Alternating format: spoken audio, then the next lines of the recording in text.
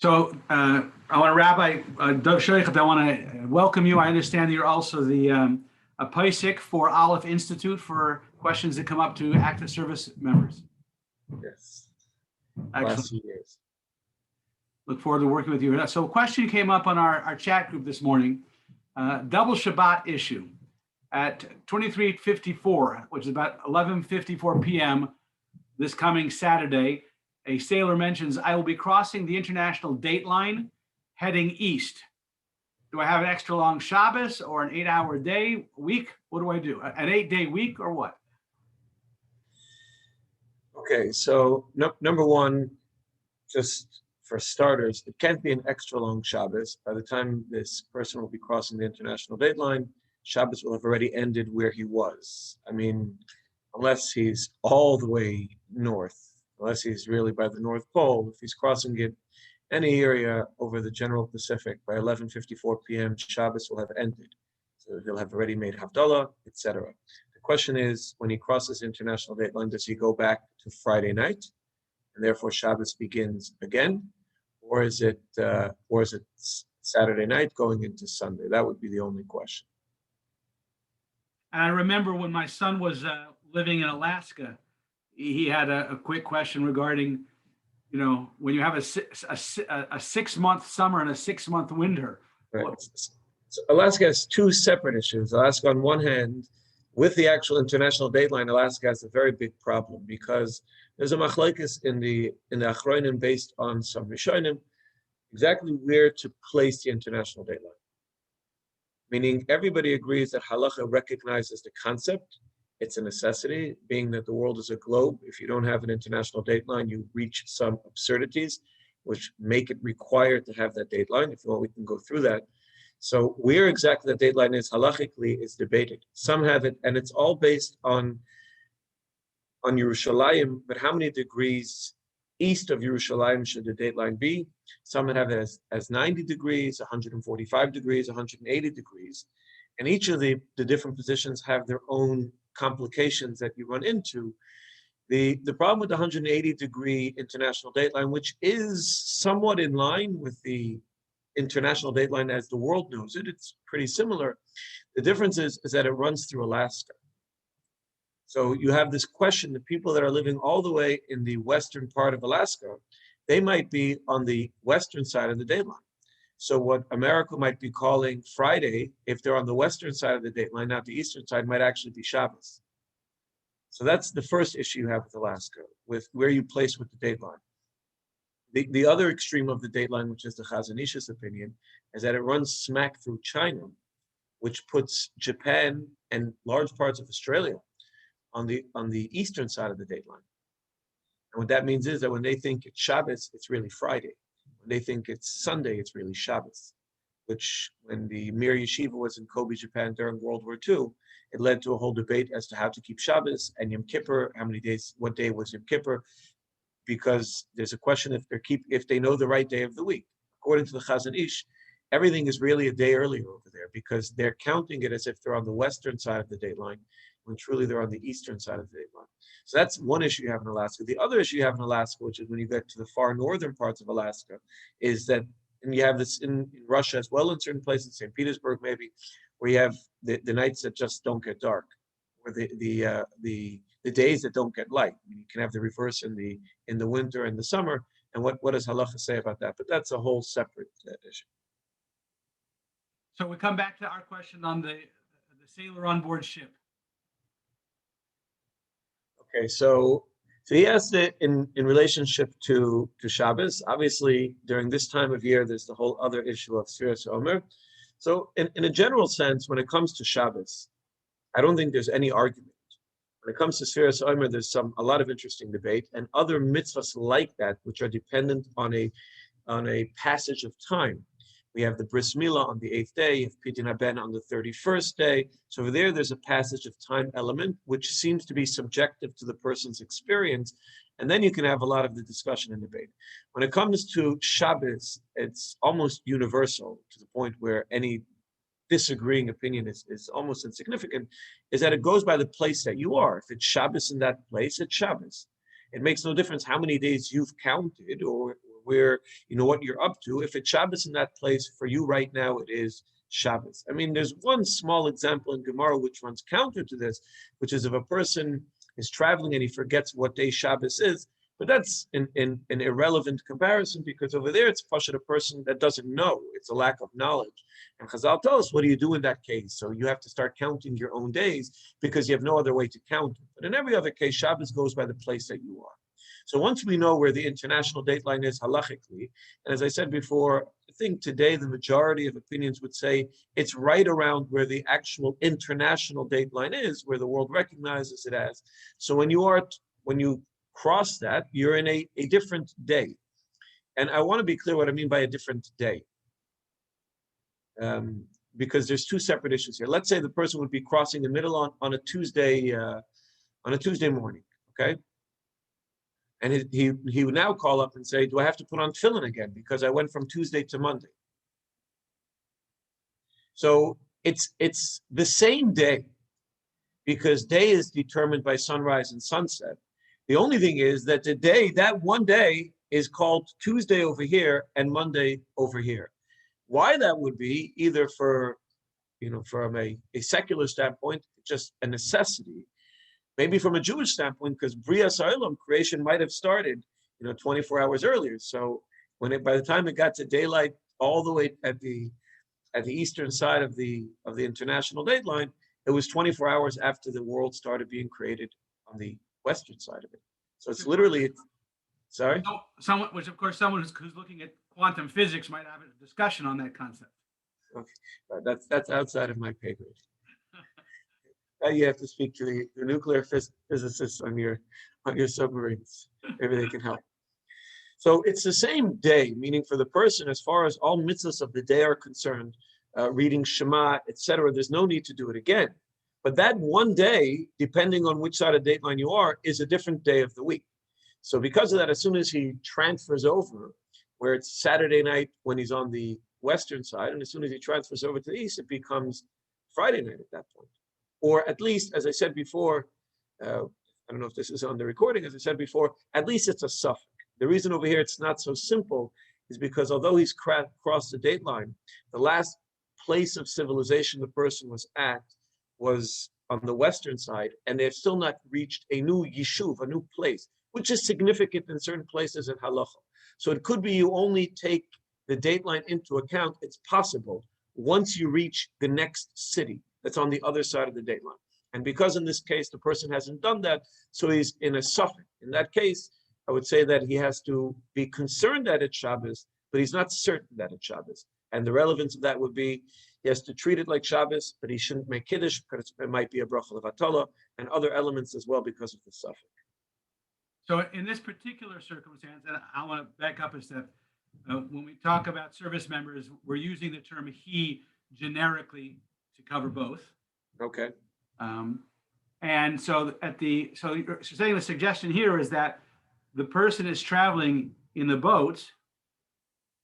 They haven't reached the new destination yet. So they're going by the day, the 24-hour day from where they left as the base.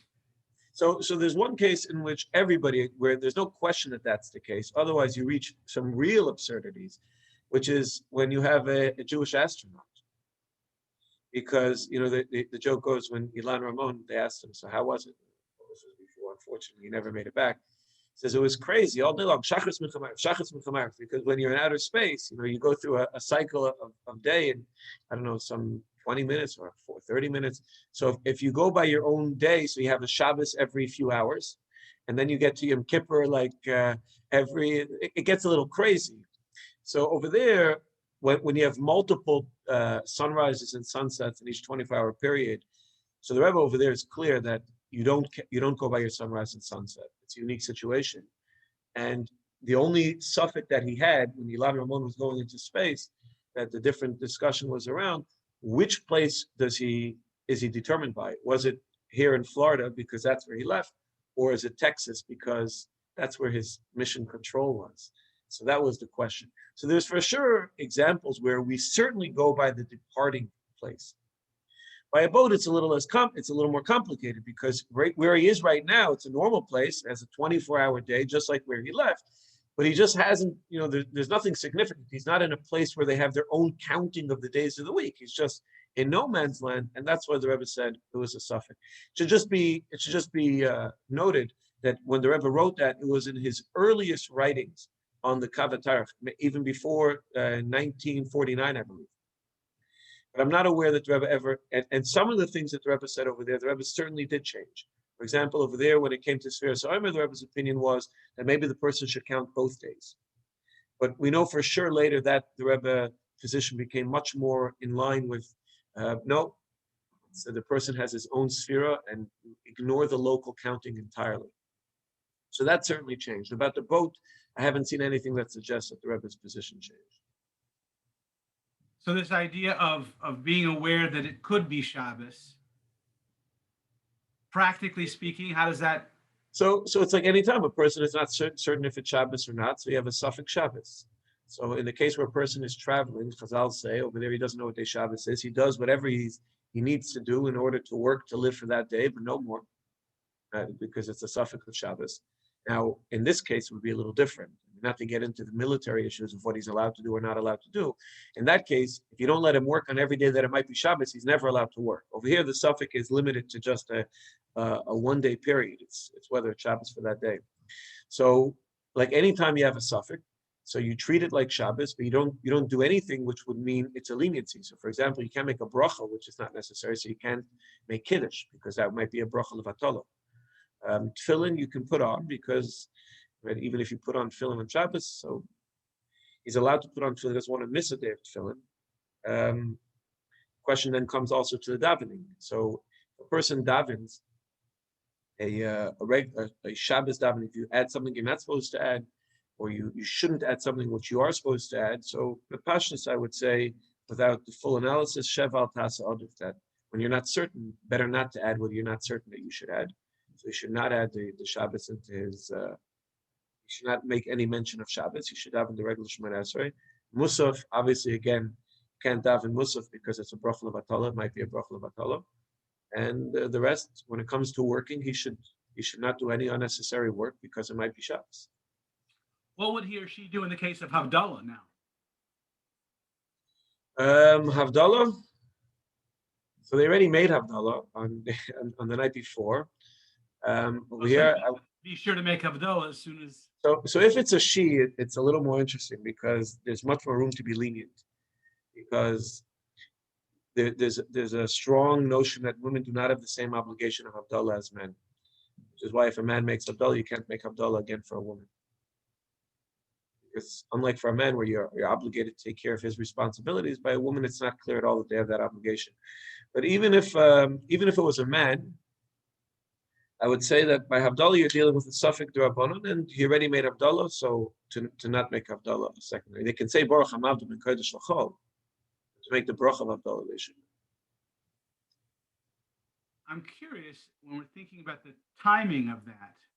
This is already a logistical question, but if Shabbos is out before crossing the date line, could make Havdalah then when you cross the date line, okay. So once you cross the date line, now you could be walking into Shabbos. It's the summer, so Shabbos is ending late. I mean, I don't know if he's crossing it in the southern hemisphere, the northern hemisphere. Well, let's imagine it's the northern hemisphere. It's somewhere. It's 9 o'clock at night. So he makes Havdalah then. It's a couple hours. If the person wants, if they so desire, and then they can make Havdalah with a bracha, they can just not make Havdalah right away. And then you have the question of then, fasting on Shabbos. I mean, they can daven Ma'ariv, and then fasting on Shabbos. Then, well, they can't make kiddush, so they would be allowed to eat. It would be an interesting situation. I mean, they're not going to make kiddush and they're going to eat. So I would say the same thing with Havdalah. Once they cross a date line, if he doesn't need to eat, he can daven Ma'ariv, make Havdalah and say Havdalah and Ma'ariv, but then not make Havdalah over the cup of wine. Later, but then if they choose to do that, and they won't have the bracha of Besamim and the bracha of Bari Ma'ariya H, because that you can only do when it's actually Motzei Shabbos. You can't do that on Sunday night. Interesting. So yeah, there would be a lot of variables over here, depending on what the person chooses to do. Right.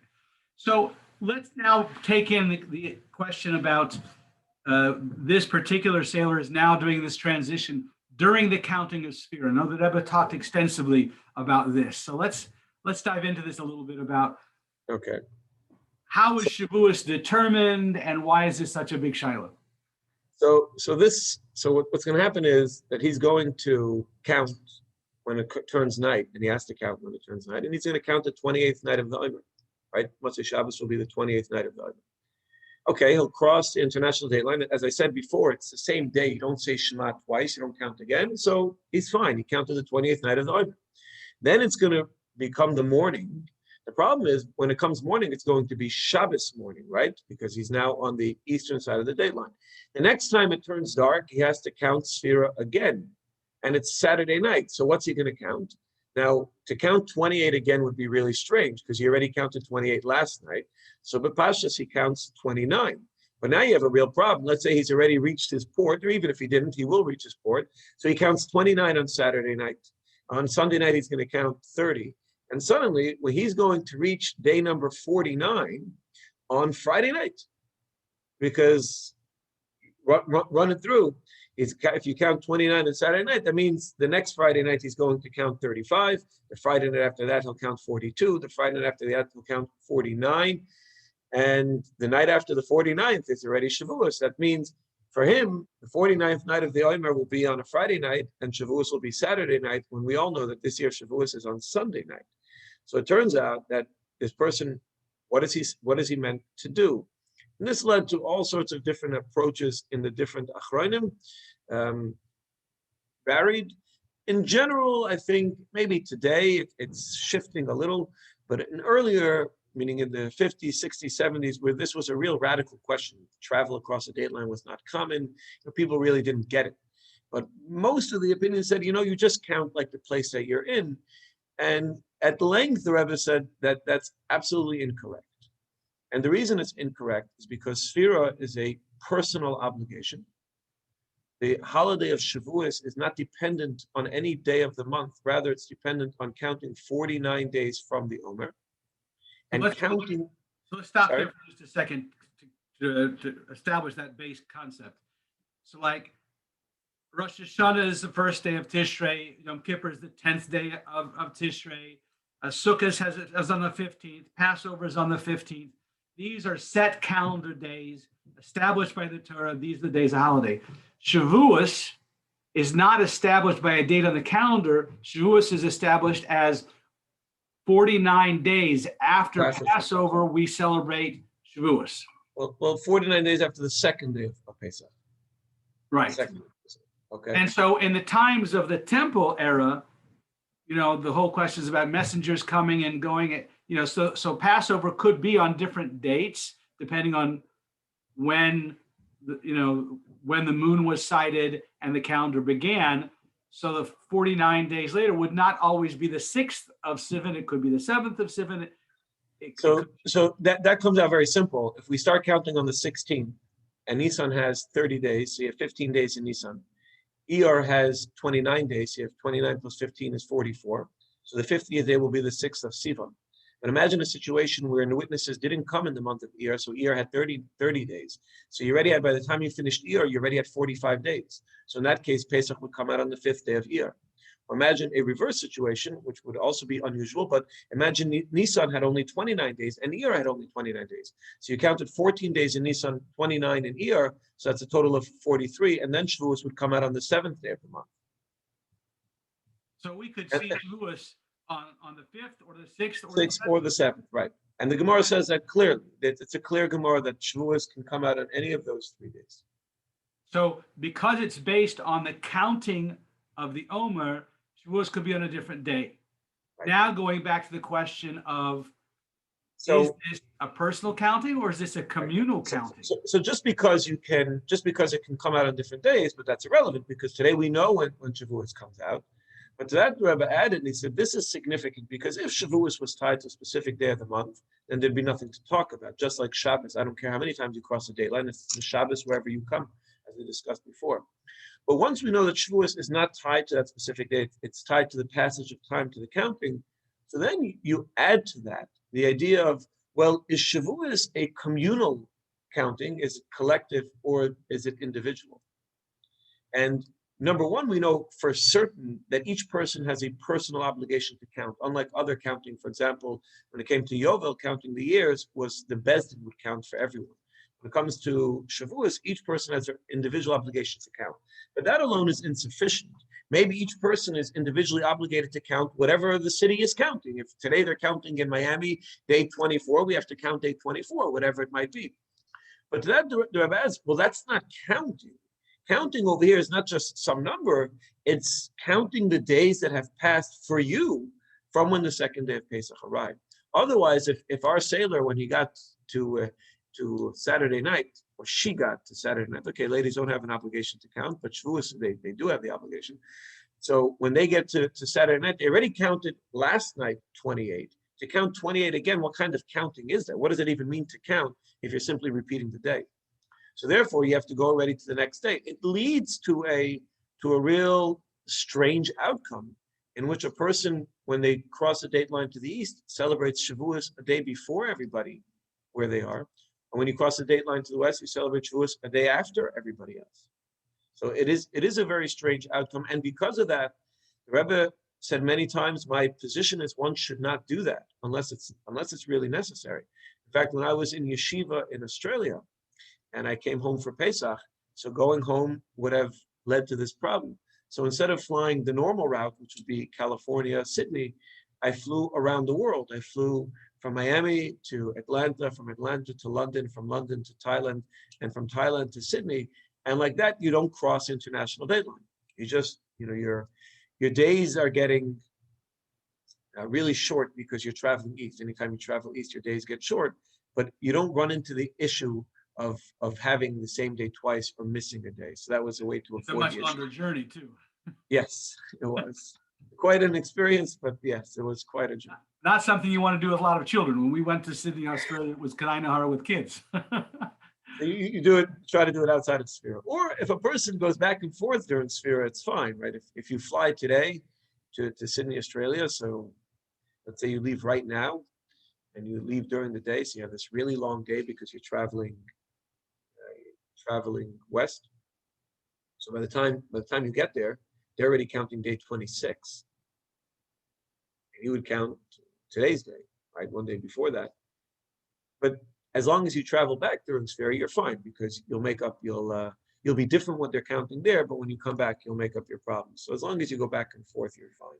If you go one way during Sphere, then you end up celebrating Shavuos according to the Rebbe on a different day than the community. So I have a friend of ours who is from Australia, was living here in Chicago at the time. He did have to, under the circumstances, he did have to travel during Sphira, and therefore he did have to keep Shavuos on a date completely separate from everybody else in the community, and he was told to do so in a discreet way. In a discreet way, so that wouldn't be publicly carrying on Shabbat, on his Yontif or right. Whatever it was that he was doing, and davening quietly, and his Kriya Torah would be different and things like that. So, well, Kriya would be difficult because he doesn't have a minion with him. But the point is, we know even people coming from Israel to America on Yom Tov Sheni, which they ostensibly don't have to keep, but they're not allowed to publicly do any malacha. That's number one, especially in this case, where unlike, for example, someone coming from Israel, people know that in Israel you don't keep 2 days of Yom Tov. The idea of having a different day for Shavuos is so strange, and for the average person that hasn't dealt with this issue, it just seems odd and wrong. So as I said, the Rebbe advised strongly against doing it. And if you do it, you're right.